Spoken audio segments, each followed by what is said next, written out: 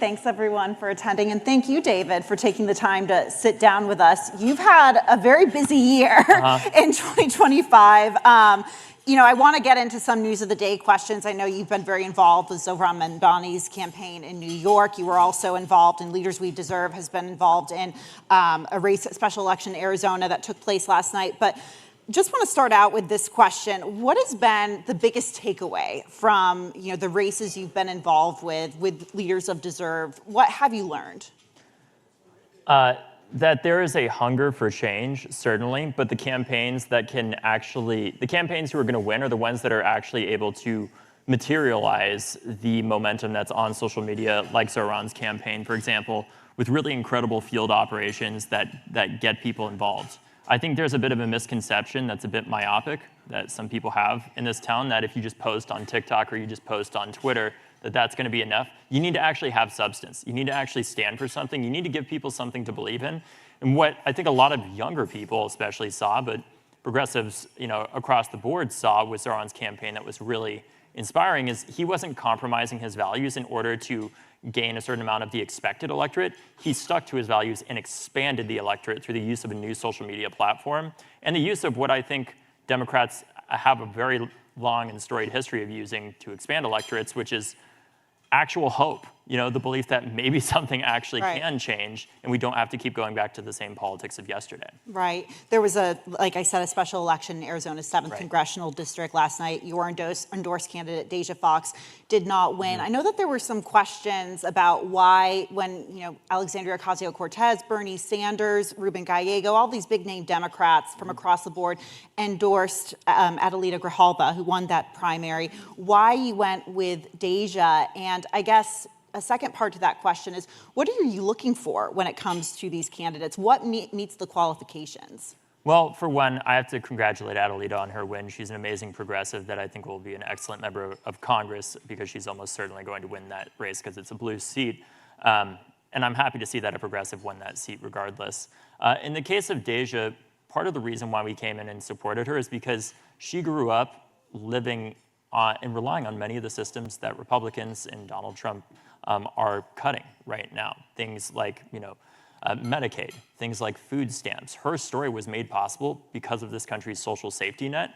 And especially given her social media platform and her lived experience, we thought it was really important to have more voices like hers in Congress who have that kind of lived experience out there that are able to speak to the millions of people that are now going to be impacted by those massive cuts that are happening in the first place. Mm-hmm. And when Leaders We Deserve is obviously about uplifting younger candidates, bringing in younger people into Congress. I guess, is this all about age for you when you look at these candidates? Obviously, there is a generational divide in politics. What? What's that? But we're seeing, obviously on Capitol Hill, there are a lot of older lawmakers. I mean, is this a lot of boomers, primarily about age for you? No, it's about effectiveness. Mm-hmm. Let me be clear. There's lots of young people who suck. There's lots of old people who are great. It would be, my job would be a hell of a lot easier if you just got above a certain age, you started being terrible. But that's not the case, right? We have amazing older progressive leaders that are in Congress that we need there. Mm-hmm. I think what we're talking about is the fact that age obviously does play a role in compounding ineffectiveness a lot of the time, in compounding incompetence, and people who frankly sound like they just want to roll over and die and not actually fight against what's happening right now, right? It feels like there's a lot of people in Congress who will say the right things, who have the right talking points, but don't have the energy to actually meet this moment. And sometimes, I think Maxwell Frost actually highlighted this very well when he said, there's a lot of older people with young ideas, and there's a lot of younger people with old ideas. What we're looking for are younger people who are progressive leaders that are really ready to meet the moment and not be folders against what's happening, but be real fighters. And what we saw with somebody like Deja Fox was a long history of even the past decade, even though she's just 25, of doing things like holding Senator Jeff Flake's feet to the fire on abortion and calling him out publicly. What we saw was her not just doing that and having a viral moment, but also doing the work to help get an abortion rights ballot initiative passed in the state of Arizona. What we saw as well was people like her leading the walkouts at her high school after the Parkland shooting. What we're trying to do right now with Leaders We Deserve is help elect more young people who are actually gonna, and I know this is a radical idea in this town, live to see the consequences of the policies they're actually passing, right?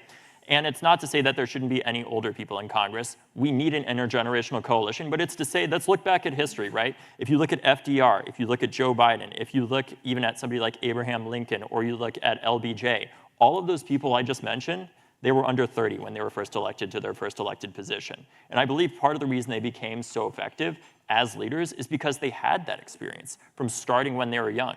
But right now in Congress, if we had a proportional number of people between the ages of 25 and 30, not even 18 to 30, just 25 and 30, we would have about 40 or so members of Congress that are under the age of 30. You know how many we have right now? One.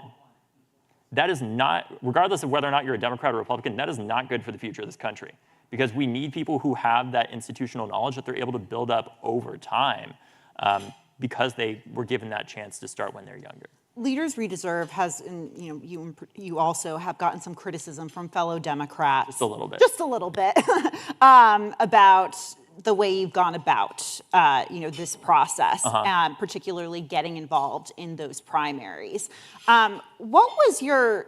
I mean, did you expect that? And I guess, what is your message to those Democrats who look at your group and say, look, we already have these safe seats. The House majority is already so narrow.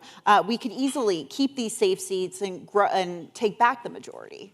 Well, what I would say is that, for one, I think competition makes us stronger.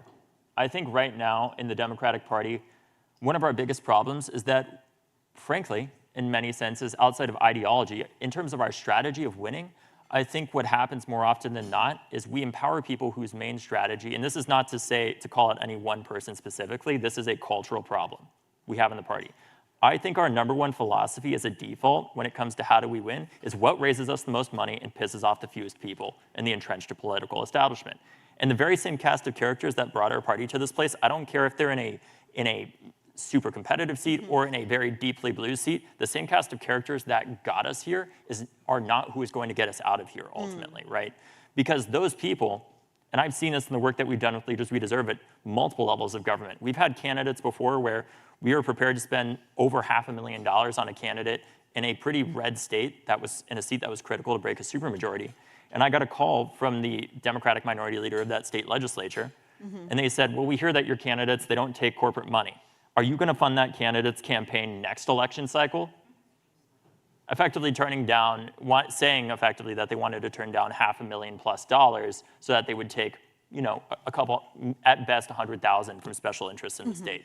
And what that told me is that as a party, many of our leaders are more interested in keeping the power structures the same that got them there than actually challenging the status quo that could be overall collectively way more beneficial to all of us, but may potentially threaten their own position of power. And to those people that say, well, we need to just spend this money in competitive races, we're gonna spend a ton of money in those competitive races inevitably. The amount that we're looking to spend here with Leaders We Deserve is negligible in comparison to the amount that is being spent in those competitive races. But what I think can happen is we can help to galvanize and excite our base in order to actually get people turned out to volunteer and feel like they're better represented by our party. Because right now, what I would counter those people with is if this is not the answer to address our 27% approval rating that we have with our own base, and the fact that people clearly feel like we are failing to be an opposition party, it's fine to disagree with this, but what the hell is your answer? So how do you do that plus keep the, growing or taking back the majority, I should say, also into account? There's a lot of people who would say that's a risky strategy. We are only, there's a handful of seats that are going to determine the majority. Totally. Well, what I would say is we are not challenging people that are in anything less than, I would say, a D+9 race that it's almost certainly going to be Democratic. And we will be funding candidates that are running in competitive races to challenge Republican incumbents at the same time, right? I don't want us to lose the majority in the House because somebody, just because we may not agree with somebody fully where they are on guns or something like that, even, at least right now when I feel like democracy is on the line. But I also think it's important to ask ourselves more broadly, why is this a decision that we have to make so much in the Democratic Party when we should have the majority in the House pretty consistently? when we know that the vast majority of the American people support our policies, that support us? And the answer to that is the failure for us to successfully gain majorities in state legislatures, right? There's a reason why, for example, groups like the Freedom Caucus and others Republicans have a lot more safe seats a lot of the time than Democrats do, and it's in part because of the gerrymandering that has happened there. We need to build up our power in state legislatures if we don't want to keep being forced to make these decisions where the party has to make them, but we aren't fully aligned necessarily with our base. Right. I understand that you chose not to seek re-election for your position as vice chair, unrelated to the disagreements you had with the establishment. But I would just like to briefly ask you about your experience at the DNC. I mean, you brought a lot of these, many would call them radical new ideas to the party. How were they received? What kind of pushback did you get? Well, I think you guys can see the result. Look, there's a lot of pushback, and what I'll say is, like, there was actually a lot of agreement with, not a whole lot of disagreement with what I was doing, at least on the surface. It was just a disagreement about doing this as the role of a vice chair, right? And what I'll say to that is, and I want to say this publicly because I think I'm going to be vindicated in 4 years, unfortunately. There have been vice chairs before that have had leadership PACs, that have given to people in primaries, that have given to and against incumbents in primaries. And in the 70 years of the DNC, there has not been a bylaw that has been put into place to say to vice chairs, you cannot be involved in primaries other than the presidential at all. The vice chair role is not a paid position. This is my literal job, is doing this work. And I was effectively given an ultimatum to decide either basically do nothing for the next 18 months at Leaders We Deserve and just sit around and accept a check, or keep this largely ceremonial title at the DNC. Right. And for me, that's, I am committed to doing this work to build the strongest party possible, with or without the DNC, my role at the DNC specifically. And what I said repeatedly, and I swear this is going to happen in the future, I am sure when I talk to people in the DNC about a theoretical situation where a future president appoints, let's say, a governor to be a vice chair, right? And that vice chair has a leadership PAC. And they give to somebody in their own state, whether it's an incumbent or against an incumbent, with that leadership PAC. I ask them, what will happen to that person? Are you telling me that you will go, that you're expecting the future chair to go to the president, the Democratic president of the United States or Democratic nominee, and say, I'm sorry, Mr. or Mrs. President, your friend, because of this archaic rule by the DNC, is no longer allowed to be a vice chair because they gave to somebody in their own state. And you know what the answer I got back was? I can't speculate on the future. That was the answer. So what I think has happened here is that this is a double standard that was selectively enforced, but ultimately we have to move on from this. But I wanted to get that out there in the public record so that somebody can look back at this in 4 years and be like, he was right. Well, what kind of double standard? I just want to... Well, because I would argue what I'm doing is not that different from somebody having a leadership PAC that gives against an incumbent, right? What is the fundamental difference? When I ask them as well, what is the real material difference that I can make in a race with my role as vice chair that makes it so problematic, right? I don't have access to the voter file. I don't have access to the donor data. I don't have access to anything but my own title for this ceremonial role. What is the real undue influence I could have? And the answer I got was none. It's purely an optical problem. And what I offered as a counter was to say, it's okay, why don't you just create an internal firewall policy within the DNC that says, I and other vice chairs or people who have PACs, for example, will not have access to information of what the DNC is doing related to congressional or state elections, right? I think that's a pretty fair compromise, and it was just roundly rejected. I want to move on from this, but just one more question. Would you be interested in the future of ever working with the DNC again? Have you chatted with Ken Martin? Yeah, of course. Yeah. Look, I would say that we still have a good relationship. Okay. There's obviously disagreements that we have at the end of the day, but I think that we all still have good relationships. I still have, enormous respect for all of my fellow vice chairs, for the other officers of the DNC. I just saw this as a strategic disagreement. And in a moment of crisis that I feel like our country, and to some extent our party is in right now, I didn't want to be in a position where it's like, well, I'm just going to keep this ceremonial role because I care so much about this title, instead of actually doing what I felt was necessary in order to help create the change that I thought was desperately needed right now, which is to dramatically increase the amount of resources that we have in our party that we do not have right now, the things that we lack most, which is courage to do bold things and competition. I think there are far too many people that, frankly, if somebody goes unchallenged in a primary for 20 years, it creates a lot of potential problems down the line for the party where, for example, they could die in a red state that then a Republican governor gets to appoint that position, and then that governor gets to decide when we have a majority back. Right? And there's all kinds of other problems that come with it. And I personally believe, and I know that there's other people who don't believe this necessarily or won't say that they will publicly, but I think competition in our safer seats makes us a lot stronger. You know, I think a lot of us in Washington woke up to the tip sheets about Zoron Mdani coming to DC, and it seems like there's this narrative of progressive versus moderate or centrist, progressive versus establishment. You know, I wanted to get your take on that divide within the party. Do you view it that way? Because I've talked to other Democrats who would say, no, this isn't about ideology, this is strategy, this is fight versus flight. How do you view that? Well, I think there's actually three dimensions that we look at a lot of the time when it comes to when we're thinking like left versus center versus right, like within the party. And we kind of mistake these things as the same thing. So I think there's the dimension of establishment versus anti-establishment.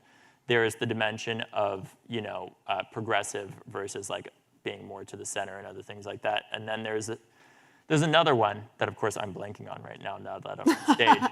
But, the other one is like, do you want to fight or do you want to roll over and die? Yeah. And I think that we conflate a lot of those a lot of the time. And I think, honestly,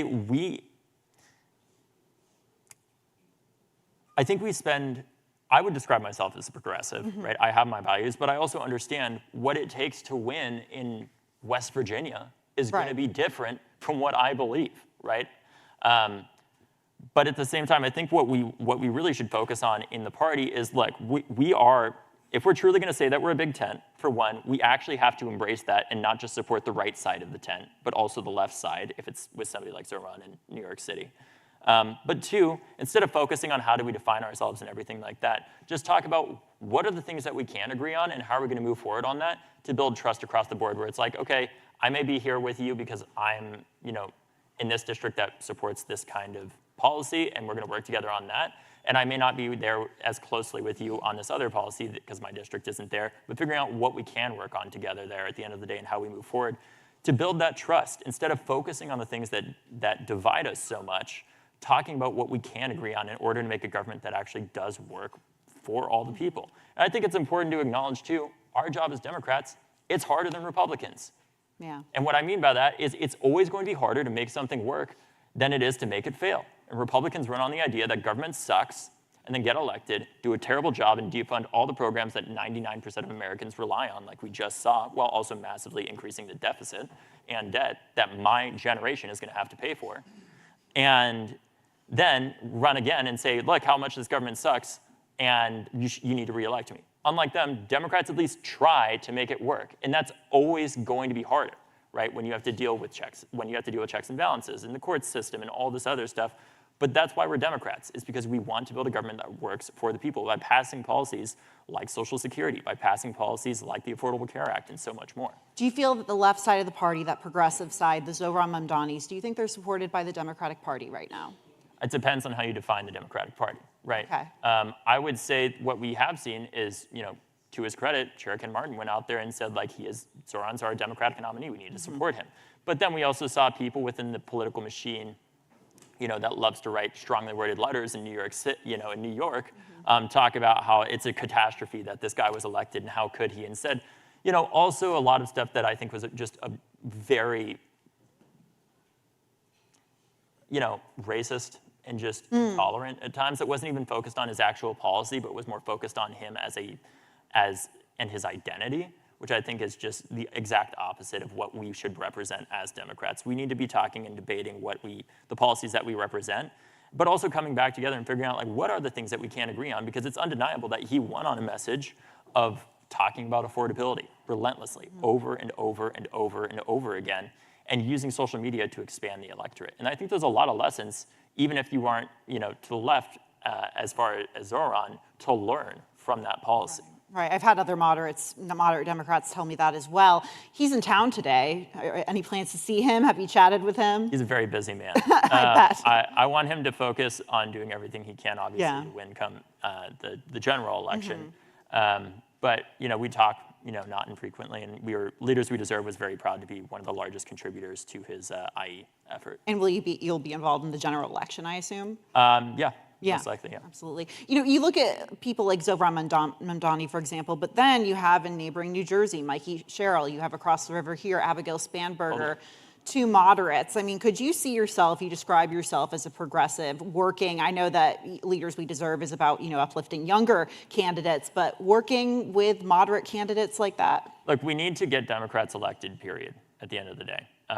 And we'll fight as hard as we can, obviously, in primaries to get who we think the best representative of the district is and who can push the Democratic agenda forward as much as possible. But let's be clear, right? With somebody like Abigail Spanberger, do I necessarily agree on everything, especially things like right to work, for example, that she's said that she's not planning on changing? No, I don't agree on that. But ultimately, we need to change gun laws, obviously, in Virginia, and I'm sure that there's some overlap that we have there that we should be working on. And that's part of what I mean, is even though that there are significant policy disagreements at times between Democrats, let's figure out, once we do have a Democratic nominee, how to line up behind them, get them across the finish line, and attain power so that we can actually do something and not just get caught up endlessly in this debate about what does it mean to be progressive or what does it mean to be just let's get the power and do something and deliver and show through good governance how bad government is not a consequence of government itself. It is a consequence of bad, often intentionally bad leadership. It's a tough time to be a Democrat in Washington right now. What's one thing you're hopeful for? The fact that I'm going to outlive a lot of the people who are against me. Okay.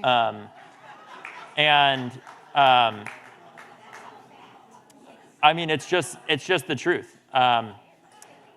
And the other thing is, honestly, I feel like a little bit DC right now with the number of older people that have just clung on to power for so long. It's not nearly as dramatic as this, but it feels a little bit like the end of the Soviet Union, where they are just there and waiting and waiting and waiting and waiting. And there's going to be a massive power vacuum. Gen X has been waiting a long time. Millennials have been waiting a long time. The difference with Gen Z, I would say in some senses, and this is a broad kind of generalization, is we're mad as hell and we are not taking it anymore. And some of you older people will get that reference in the audience. But we're going to challenge the status quo, even if it is a tough fight, and Leaders We Deserve is here to support those candidates. And we understand that, obviously, the Democratic Party, we are a big tent, and we want to do everything to get Democrats into the majority, but we also want to make sure that we're not sacrificing how our base genuinely feels and who they want to see representing them to make sure that they're properly represented, as well as making sure that we are able to still be competitive in more moderate or red districts at the end of the day, because the truth of the matter is there's a lot of the cards are stacked against us, right? We have to get to 60 votes, really, if we ever want to do something substantial in the Senate, right? So we have to figure out, how do we win back not just the working class, but how do we win back a generation that is increasingly leaving the Democratic Party and increasingly feeling hopeless about the future of this country? And that's part of why we exist at Leaders We Deserve. We want to find a lot of those young people who helped to lead their walkouts at their high schools after Parkland in one of the largest student protests in American history, and bring them into power so that they're able to challenge the people that are there to say, what are we doing on guns right now? Because we've seen the power of that. After Parkland, when we helped to make this a front and center issue, after we helped to gain back the majority in the House, after we got a trifecta, Democrats actually did something on guns. We passed the first federal gun law in 30 years in a bipartisan fashion, and we've seen across the board in many major cities, like Baltimore, for example, major double-digit reductions in gun violence. And at the end of the day, what we're looking to do at Leaders We Deserve, more than anything, is give young people at the end of the day.